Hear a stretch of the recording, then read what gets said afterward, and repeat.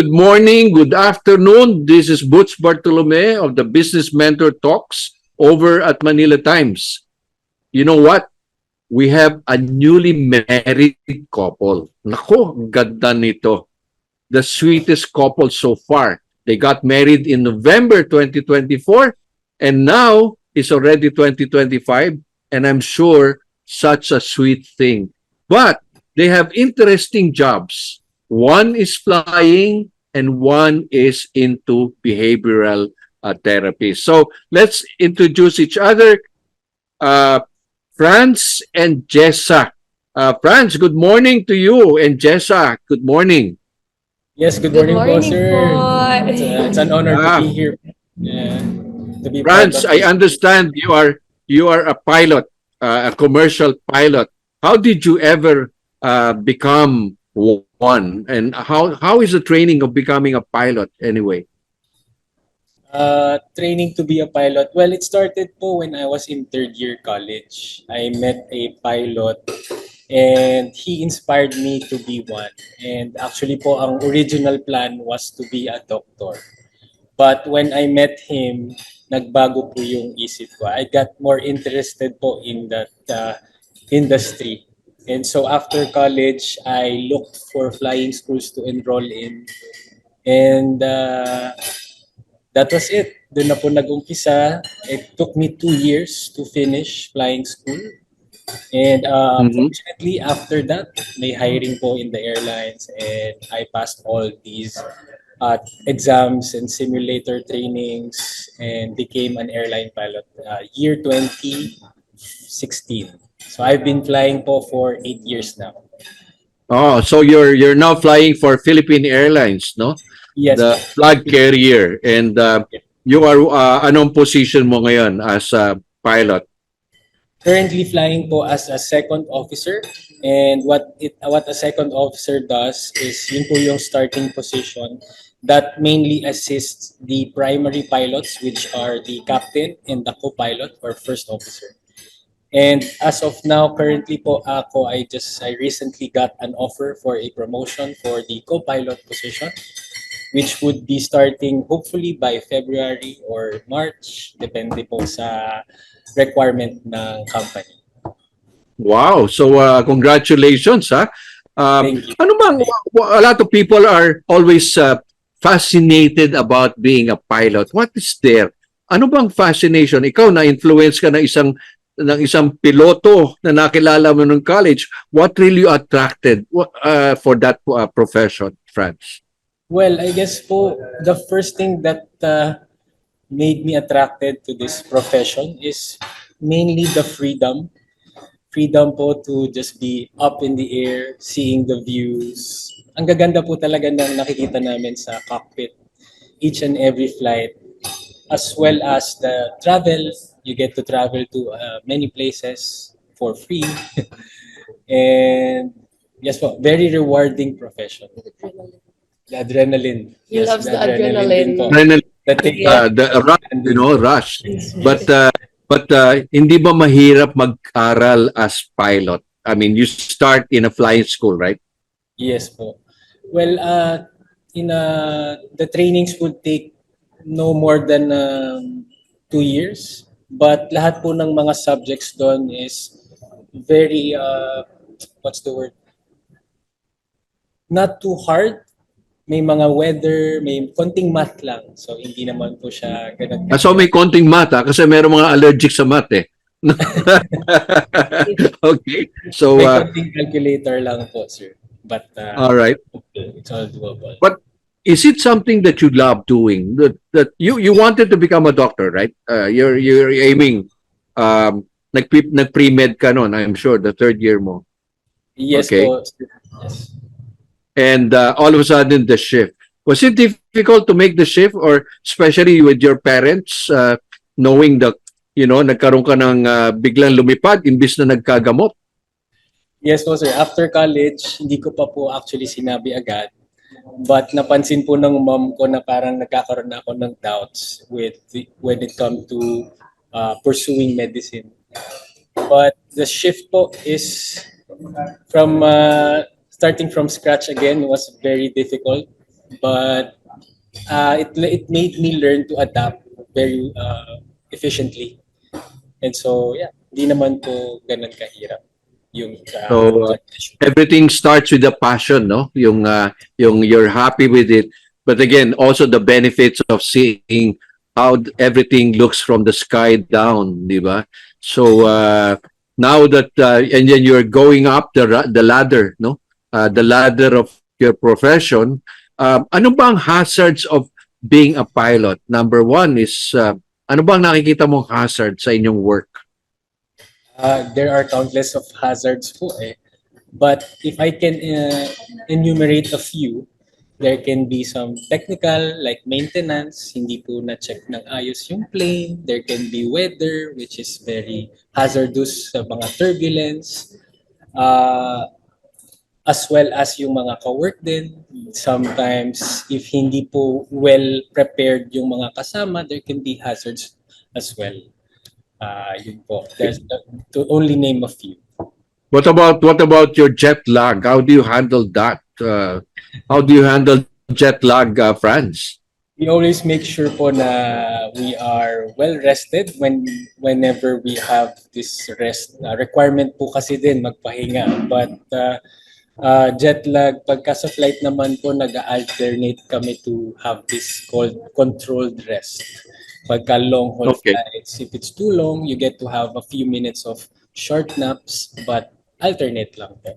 You make sure. So you started flying domestic, is it? After you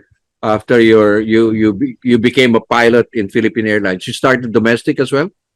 No sir, actually nag-start po ako agad as international, flying to the United States and Canada. Wow, that's a big jump, ha? Ang alam ko nung araw yung iba nagsisimula muna sa domestic, di ba? Before you go up, di ba?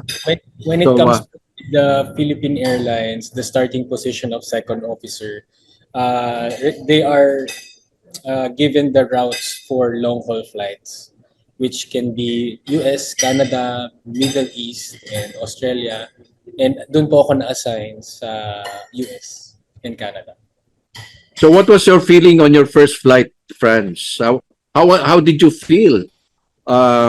Nakaupo ka ngayon sa cockpit. It was a dream come true, to be honest. I felt very happy and overwhelmed with everything that's going on. It's like something it's hard to explain po. Kumbaga, but yung hard to explain, let's now go to you getting married to Jessa. It's something also that you cannot explain, I'm sure. Franz and Jessa, how getting married as a young couple, how does it feel now to be married? A pilot and a behavioral therapist. Paano yun? Paano kayo nagsasama ngayon? Paano kayo nag-gel?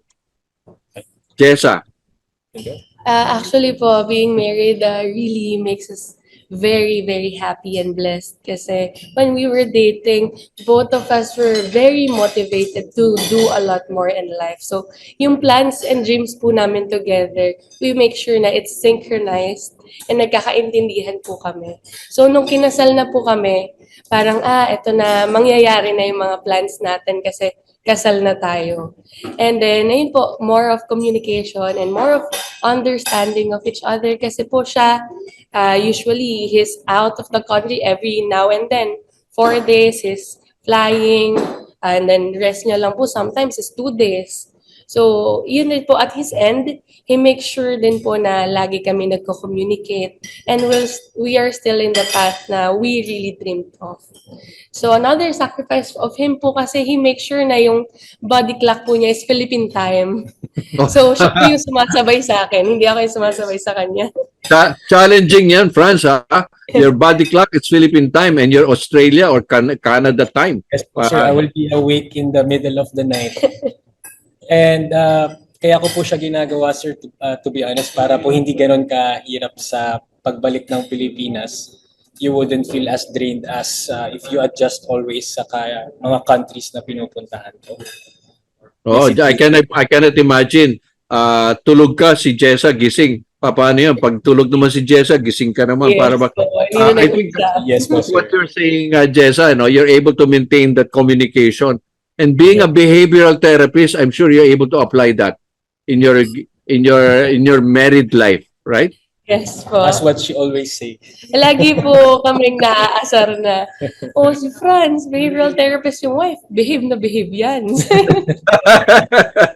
That is true. Very true po, Sir Lagi Butch. po kami inaasar. Oo nga, no? Siguro, sabi niya, ba talaga you're married to each other? You found each other. In other words, di ba? But as a young couple now in this age of technology and again, a lot of world changes, ano ang mga nasa plans ninyo? You're both millennials, no? What are your plans for family, for your work, lalo na si Jessa being one of the 105 therapists, behavioral therapists, no? Ano ba ang plano nyo ngayon nasa isip nyo? You're not thinking of only for yourself, but you're one, no? You're already one. Yes po, Sir Butch. One of our very top priority po is to create a family na po, Sir Butch. And what goes with that is our other plans such as maggawa po kami ng clinic po, mag-umpisa po kami ng clinic dito sa province and as well as probably din sa Manila. And when it comes to my profession naman po, I'll just continue what I'm doing, helping and supporting my lovely wife. Yun Okay. lang naisip na top priority with our plans, Sir Butch. Kumbaga, you're both flying towards your goal, right? Yes, Rather than flying by yourself, no? So, yun ang importante doon, no? So, Jessa, siguro, I mean, kasi maraming mga couples na ganyan, no? Minsan, taliwas yung kanilang profession. You know, they cannot see, di ba? That's normal, no? Si Franz, the future captain, di ba? Ito naman si Jessa, behavioral. Para bang, paano magtatampo, di ba? Minsan, it boils down to miscommunication, di ba? Yes. For example, you keep working, you're also stressed, Jessa. Si Franz naman is also stressed, but he has to have a good condition kasi of his profession, di ba? So, I think that's a key, Yun ang importante, no? Getting to know each other, di ba? Yes. Yes. So, And ano po, when we started dating, we both know what we wanted po kasi we're more on the traditional side po kasi na si husband will be the provider and the wife will be the follower. And ngayon po kasi we notice na syempre millennials, we have our own plans, they want to be so independent. Pero ako po kasi I think I'm like my mom. I'm very submissive to my husband na if he sets a plan na ito ang gagawin natin, I would listen and believe in him and support na lang po yun. For example, he's also supporting me in my plans, but he also secure me na, oh, pag na-stress ka dyan, priority natin yung family mo, ay family natin, magbe-baby, ito yung kailangan gawin. You have to pause. Kahit sinasabi ko po, ito talaga yung gusto kong gawin Pero sasabihin niya, kung mas-stress ka lang dyan, tignan muna natin kung anong priority. Which I listen naman po sa kanya na tama naman po kasi importante yan Paano kung let's say like you're on your way to becoming a mother at lalo-lalo na the first 2 months, no? Naku, si Franz at lalong-lalo na pag lumabas na ang baby. Paano si Franz naman matutulog? Okay, alaga, nagpapalit ng diaper. Do you see yourself like that, Franz? And you have a flight the following day? How can you manage that, Franz? Yeah, actually, sir, I'm very excited to be in that stage na rin po. But, of course, hindi po mawawala yung ganon na may puyatan na especially the first 2 months. But narinig ko na rin po with the advice of my fellow pilots. I always ask their advice kasi they've been there. Also, just take it slow.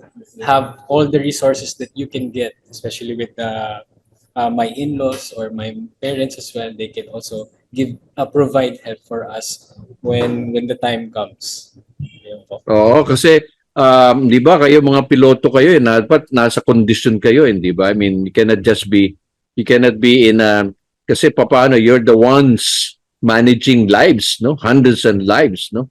So importante 'yan, no? So yung psychological mo dapat nandoon, hindi mo iniisip yung pamilya mo and all of a sudden here you are carrying out your profession. So, uh, so are you now preparing for your financial investment? Yan. You're now earning, but you are in the stage of planning. Sabi mo nga, financial literacy. Where are you now in terms of that? Mm.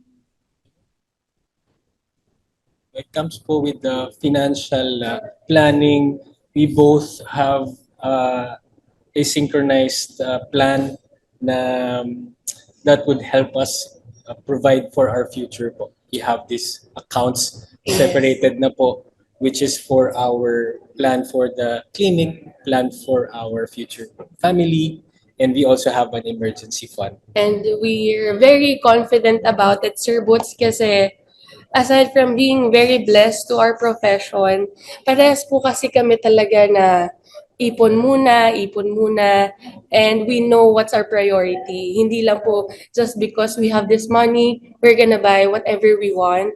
Lagi po kaming prioritize na, hindi, makakatipid tayo pag ganito. Gagastusin kasi natin to in the future pag ganito. So both of us po talaga, we're really saving po for the future. And yun po, very, talagang inaaral po namin together. Actually, meron po kaming meeting time every 30th of the month. Now, we talk about everything. Aside from... Maganda yung sinabi mo. Jessa, ano sabi mo? Every 30th may meeting kayo. Yes. Anong pinag-meeting kayo? Pinag-meet po Ano namin pinag-usapan? yung... we get to talagang hang out as best friends po na nagchichikahan, about our families, about ourselves, about our days. And we also talk about if may na-change plan po ba, magkano yung naipon, magkano yung nagastos. We also talk about our emotions too. In our family din, involved din po yung siblings namin and parents namin. We make sure po, Sir Butch, that we reflect on what happened in the last month when it comes to our relationship, our families, our finances, spiritually as well, Sir Butch. Mm. Yun Ay, po. alam mo, that's very deep, yung insights inyo. That's very deep, and I'm happy that you have shared this, because really, it's not just getting married for the sake of, being together, Yes. but knowing the path, di ba? Lalo na yung meron kayong meeting, no? Every 30th to discuss. Kumbaga, looking back, di ba? Yes, Looking Sir back Boots. and what you can do, di ba? So, Yung yun meeting po importante. namin, Sir Boots, is actually nakuha ko sa dad ko, kay Papa Henaro. Kasi kami po sa family namin, nagsaset po talaga siya ng meeting. Not just na usap, with PowerPoint pa po yun, Sir Boots. Oh, may PowerPoint. Oy, galing, Yes ha? po, Galing. ano yung plano mo? So Oh, sinabi so ko po sa kanya, gustuhan That means, niya. Jessa, meron kang deadline. O, yung deadline mo, submit mo yung PowerPoint. Mag-uusap ka ngayon sa sala, di ba? And then the living room, and everybody must be present. Ganun ba yun? Or meron bang agenda yun, o may minutes of the meeting? Yes, may minutes po po yan, Sir Boots. May note taker po. Kasi my dad and my mom wants us to be comfortable to talking about everything, especially po pag Filipino po kasi minsan pag about money, tahimik tayo eh. So sa amin, we talk about those if wala na bang ganito, kailangan ba ng ganyan. They are there to make us understand na, oh anak, you have to do this kasi masyado ka palang magastos. Yung mga ganun po. We're very open about it. But how does France now feel being part of the family of the Manalo? Nakaka-adapt ka ba agad, France? Or is this something, hey, did I marry the wrong family or what? Ano ba yun, France? Actually, sir, I'm more than grateful to be blessed also to be part of this new family. And one of the many things I'm grateful for is na-adapt ko po lahat ng teachings ng parents po ni wife. And ipapasa ko po ito sa family ko. Isa po Wow, sa that's good. That's very good. magagandang bagay na ipapasa po nila din sa aking pamilya, sa sarili ko po. I think you should start making your young couples online talk, para bang you're able to inspire. Kasi minsan after the honeymoon, wala na no? Kumbaga, nakalipas na. And you're still in your honeymoon stage, are you? I mean, Yes. you got married November, December, January, again, that few months, no? But again, the reality sets in, kumbaga, no? You're flying 30,000 feet, di ba? Rather than take off. Pa-take off pa lang kayo ngayon, di ba? Ganun ba yun? Ang feeling nyo, the adrenaline rush, right? Yes. But once you settle in the sky, in the view, you now see the reality, di ba? It's a The good beauty of each other. Yes. Ganun. So, yun. Thank you very much, ha? Siguro, ang ganda ng mga payo nyo. I'm sure a lot of young couples watching this vlog will be able to communicate with you. And also, si Jessa, you have a very good profession helping young and, the people who have disability and the parents, no? And Yes. again, siguro, Franz, congratulations. You're in the good company. You're good company of Philippine Airlines, and knowing your president, Stanley, Captain Stanley, It's Stanley. I met him so many times. He's one leader who really professes his management skill. I can attest to Happy that. you're in that company.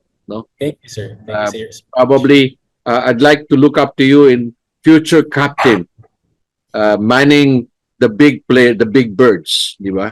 And hopefully one day I might be able to catch you as one of your passengers, no? So, yun. Ang pangarap ko lang talaga is to be able to sit on the deck. Okay? Bawal kasi sa inyo, di ba? Bawal di ba? Meron kayong mga, by the way, meron kayong two-man cockpit policy, right? Franz? Yes po, meron po. Hindi po pwede na isa lang ang may iwan sa cockpit. Oo. So hindi lang pwedeng isa, no, because of what happened in a German airline, right? Years ago, right? So yun. So again, take care of yourselves, and God bless, and keep on doing that. I know there'll be a lot of challenges as you go along the way. Sanay na si Franz diyan, yung mga turbulent, yung mga air pockets, no? Yung Very mga pocket of air, di ba? To be calm under pressure. To be calm under pressure, di ba? And to fly sky high. Okay? So thank you very much, and again, more power to you in 2025.